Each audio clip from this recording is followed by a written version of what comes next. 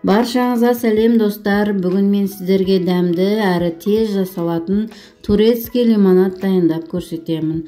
Бұл шырын өте жарқын, ашық, қанық түсті. Жаздың ыстық күндерінде шөлді тамаша басады.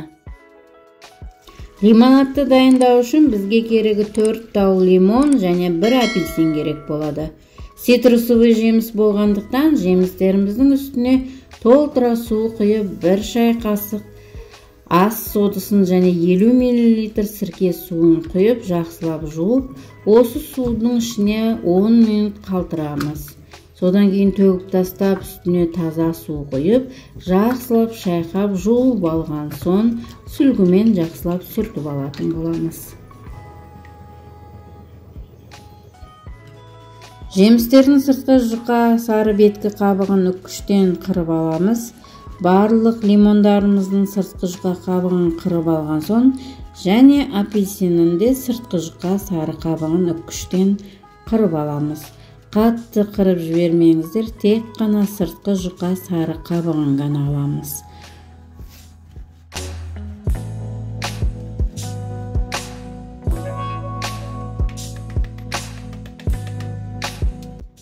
Ендігі кезекте қырып алған қабықтың үстіне қант қосамыз.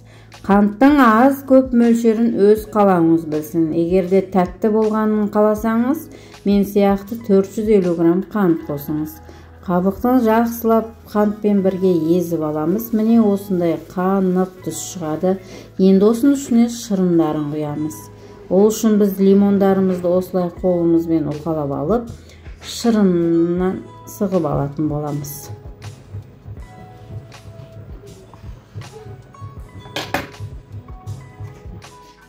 Арнайы жеміс шырын сығатын құрауменен суын сығып аламыз. Егерде сіздерде болмаған жағдайда қолымызбен де суын сығып алсаңыздар болады. Өйткені алда уақытта шырынды сүзгіштен сүзетін боламыз. Лимондарымызды сығып алғандай, дәл осылай апельсиннің де шырынын сығып аламыз.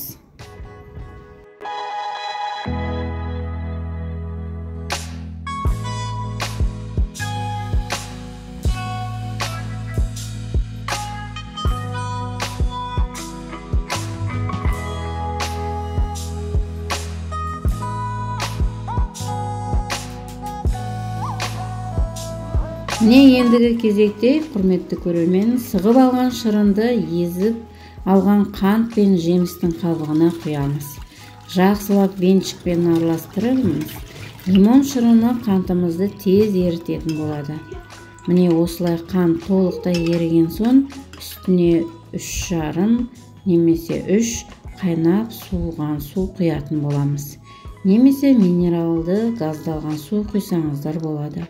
Олай да керемет дәмді сусын болып шығады. Осылай барлығын араластырып алған соң, біздің сусынымыз дайын. Енді бұл сусындарды графинге құярдың алдында осылай сүзгіштен өткізіп алып барып құятын боламыз. Өйткені лимонның артық тамыры, апельсиннің артық тамырлары жүретін болады. Сондықтан осындай сүзгіштен барып құюларыңызға кеңес беремін. Міне осындай керемет қанық түсті шырынды тек қана жаздың ыстық күнінде емес, қыстың суық күнінде де жасап ішуге кеңес беремін. Өте пайдалы, вирустан сақтайтын, иммунитет көтеретін шырын. Құрметті менің көрерменім, бүгінгі көрсеткен видео рецепт ұнаса, каналыма тіркелмеген болсаңыз тіркеліп, видеоға лайк басып, пікір жазып, қолдау білдіріп қойыңыздар.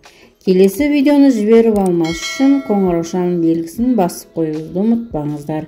Сіздермен болған Айгүл Қариқызы, келесі видеода кездескенше.